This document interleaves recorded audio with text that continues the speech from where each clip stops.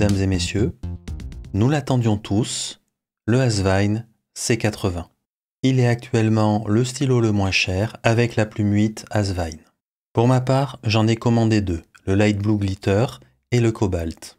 Alors comme à mon avis Asvine travaille à flux tendu pour la production de ce stylo, je démarre cette revue mais je n'ai pas encore reçu le Light Blue Glitter, je n'ai reçu que le Cobalt.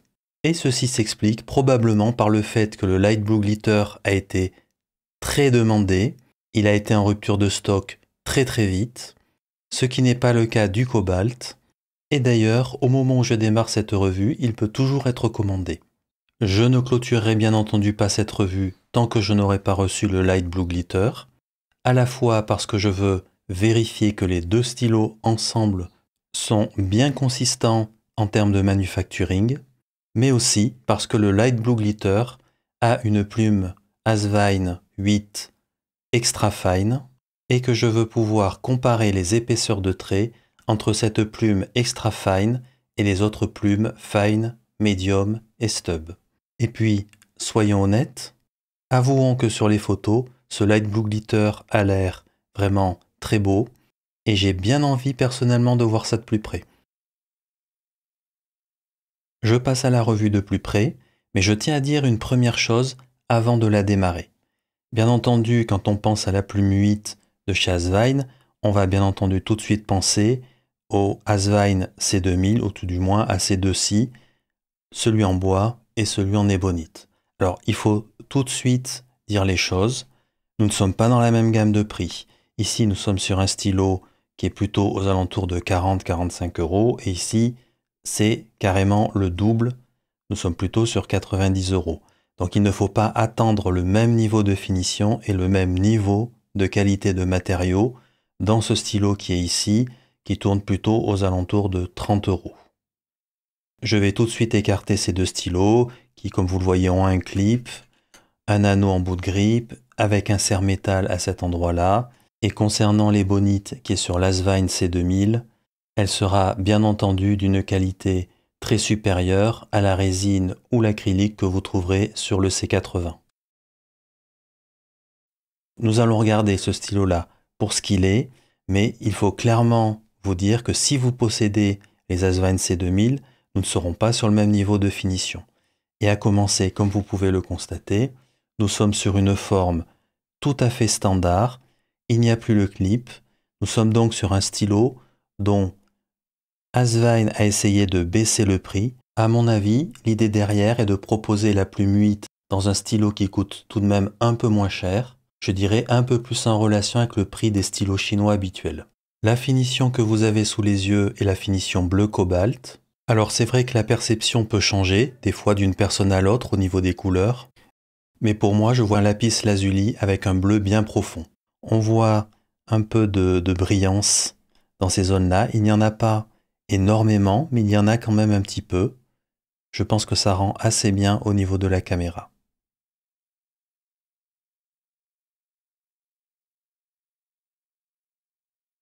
Comme je le disais, nous sommes sur quelque chose de très simple, inclut la forme. Nous sommes sur un cigar shape, tout ce qu'il y a de standard. Ici, c'est parfaitement bien fait. C'est plongeant vers le corps du stylo. On ne sentira rien, c'est doux. Pour le reste, du côté des finiales, tout ce qu'il y a de classique pour un cigar shape, rien à signaler, c'est tout à fait bien fait. Je dévisse le capuchon. On va se repérer sur la zone de brillance qui est ici. Un tour, deux tours, un petit peu plus que deux tours, entre deux tours et deux tours un quart. Tout de suite, en regardant le capuchon, il n'y a vraiment aucune surprise à attendre, pardon. Pas de clip, donc toute la zone est bien enfermée. On voit un méplat à cet endroit-là qui permettra d'appuyer le grip. Donc nous devrions être en face d'un stylo dont la plume est bien isolée.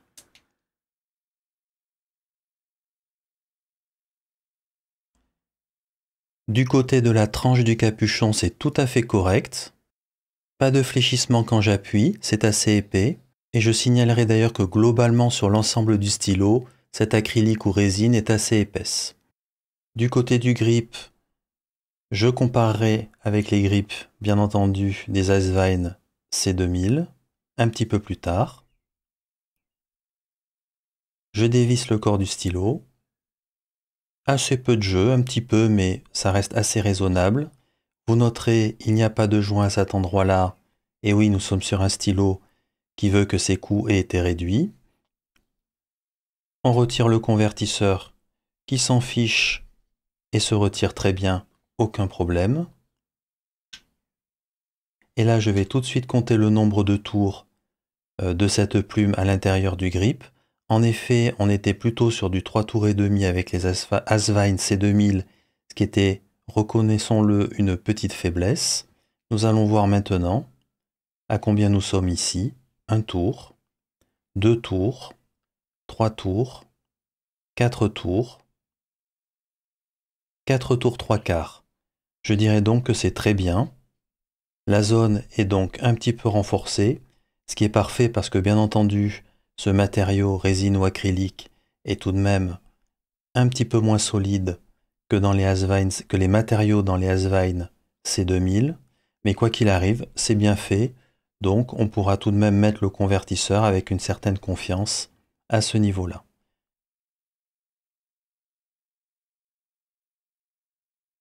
Je vous montre d'un petit peu plus près la plume. À noter, elle n'est pas plaquée or. Donc c'est la première fois que je vois cette plume 8 non plaquée or.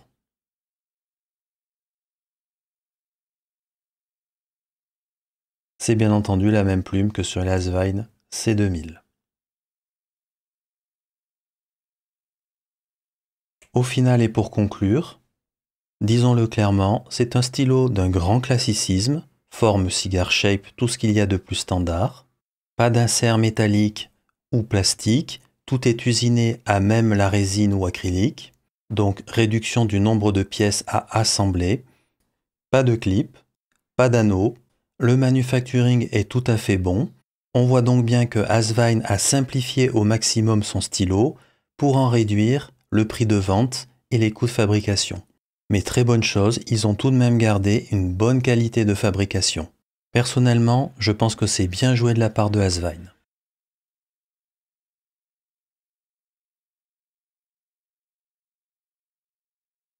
Nous passons maintenant au Asvine C80 Light Blue Glitter. Nous pouvons voir dans un premier temps que nous pouvons sans problème aligner la ligne lumineuse du stylo quand le capuchon est fermé. Par contre, je vais vous montrer que suivant le point d'entrée, l'alignement se fera ou l'alignement ne se fera pas suivant le point d'entrée du pas de vis. Il y a 2 points d'entrée du pas de vis différents. Donc vous aurez une fois sur 2 un alignement de la partie lumineuse et l'autre fois, la partie lumineuse ne s'alignera pas.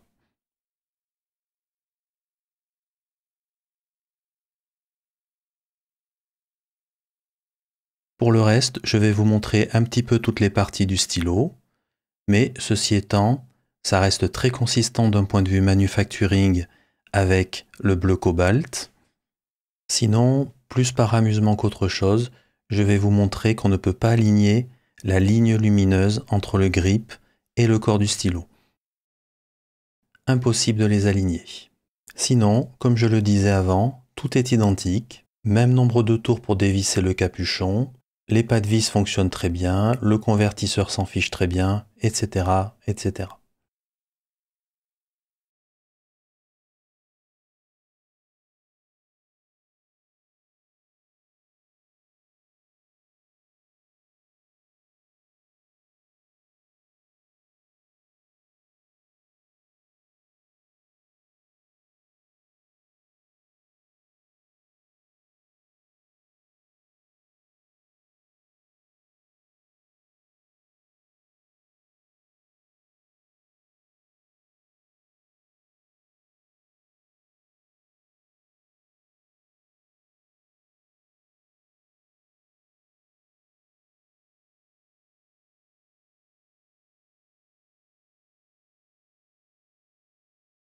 Nous passons par la pesée. il n'y aura aucune surprise. Ce n'est pas un stylo lourd. Donc globalement, nous avons un peu plus que 25 grammes pour l'ensemble du stylo. Le capuchon seul, presque 8 grammes. Et il reste, pour le reste du corps du stylo, presque 18 grammes. Nous sommes donc face à un stylo qui est plutôt léger, mais pas très léger. Du coup, on garde un peu de consistance au niveau de ce stylo, et ça, c'est plutôt agréable.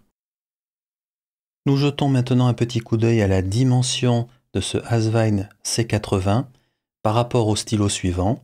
Le Asvine C2000 ici ébonite et ici en bois. Ici un Montblanc 149. Ici le Lamy Safari. Et juste pour qu'on se rappelle un petit peu, parce qu'on commence à prendre l'habitude de stylos qui sont complètement surdimensionnés, oversizés, eh bien, pour rappel, un Aurora Ultima Lira qui est ici, qui date maintenant d'il y a quelques années, et juste pour se rappeler que les stylos n'ont pas toujours eu ces dimensions énormes, et pourtant ça n'empêchait personne d'écrire. Donc on voit ici que le C80 est presque aussi long que les Asvine C2000, un tout petit peu moins. Il reste cependant plus long que le Montblanc 149, beaucoup plus long que le Lamy Safari et bien entendu encore plus long que l'Aurora Ultima Lira. Du côté des diamètres, entre le C2000 et le C80, nous sommes vraiment sur des diamètres très très proches, quasi identiques partout sur le corps du stylo et quasi identiques si l'on ne considère que la base du capuchon.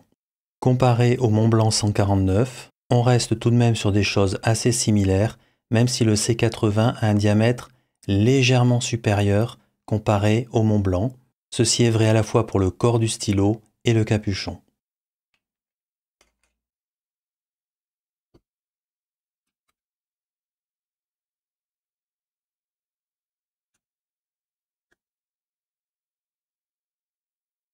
Nous voici maintenant avec les capuchons retirés. Donc nous voyons à partir de ce moment-là que les trois Asvine sont exactement de la même longueur. Le Montblanc 149 est plus petit. Ici, le Aurora est encore plus petit et le Lamy Safari est à peu près de même longueur que le Montblanc 149. Je tiens aussi à vous signaler, et c'est une des raisons pour lesquelles j'ai mis l'Aurora Ultima Lira, regardez la différence de taille de plume entre une plume 6 standard, avec la plume Montblanc 149 et par rapport aux plumes Asvine de dimension 8.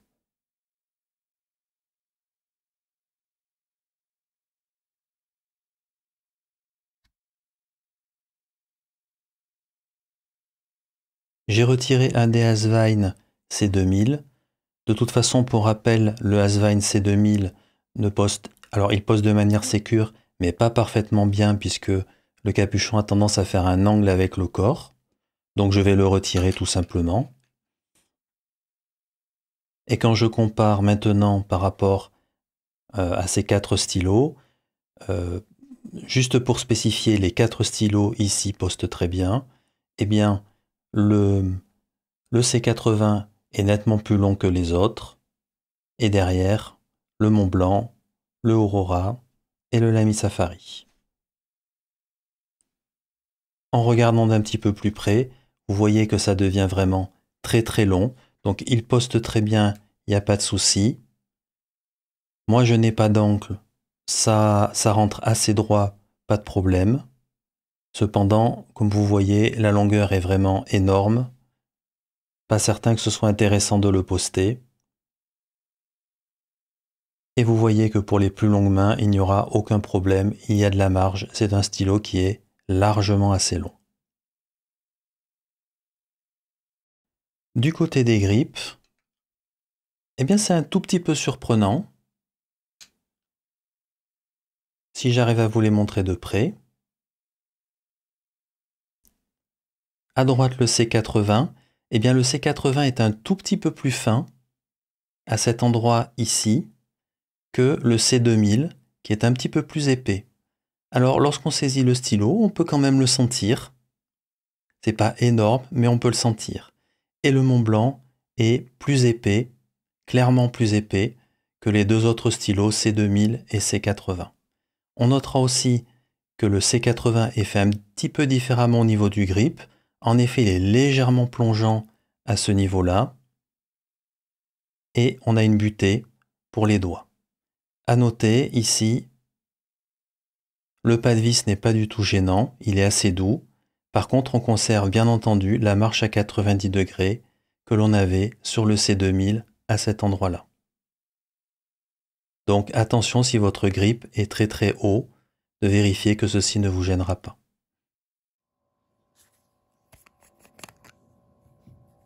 Du côté de la session d'écriture, elle va être séparée en deux parties. La première partie sera avec l'Asvine C80 Cobalt et la plume F Fine. La deuxième sera avec le C80 Light Blue Glitter. Ce stylo plume sera chaussé de la plume Extra Fine. Lors de la revue de l'Asvine C2000 en ébonite, j'avais fait une comparaison entre les plumes Stub, Medium et Fine. La plume F Fine qui est ici confirme complètement cette revue une fois de plus. Le triptyque des plumes Asvine est bien respecté, très humide, très douce, parfaitement tunée en sortie de la boîte. Cette plume F, comme la précédente pour l'Asvine C2000, écrit de manière assez large pour une F. Clairement, elle tend plutôt vers une plume M. Pour cette deuxième partie d'écriture, c'est là que la surprise arrive. La plume Extra Fine. Je m'attendais à dire que cette plume allait écrire plutôt comme une plume Fine, F, qu'elle allait être très humide, très douce, etc. Eh bien, pas du tout. Regardez-moi un peu cette énorme différence de trait qu'il y a entre la plume F et la plume Extra Fine. Eh bien, la plume Extra Fine écrit vraiment comme une plume Extra Fine. Elle est plutôt humide pour une plume Extra Fine. Elle a du feedback et toujours parfaitement bien tunée dès la sortie de la boîte. Pour info, j'ai revérifié à 2 fois que j'avais bien une plume ici F et une plume EF, et c'est bien le cas. Mais vraiment une très grosse différence d'épaisseur de trait entre ces deux plumes F et EF. Étonnant.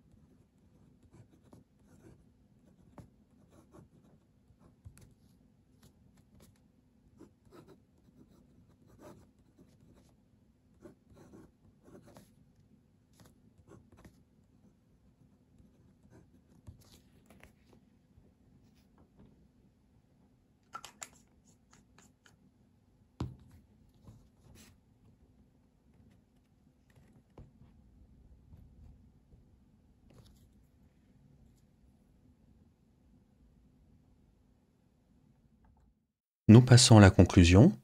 Du côté de ce que j'ai aimé, eh bien, j'aime assez la stratégie qu'a pris Asvine ici.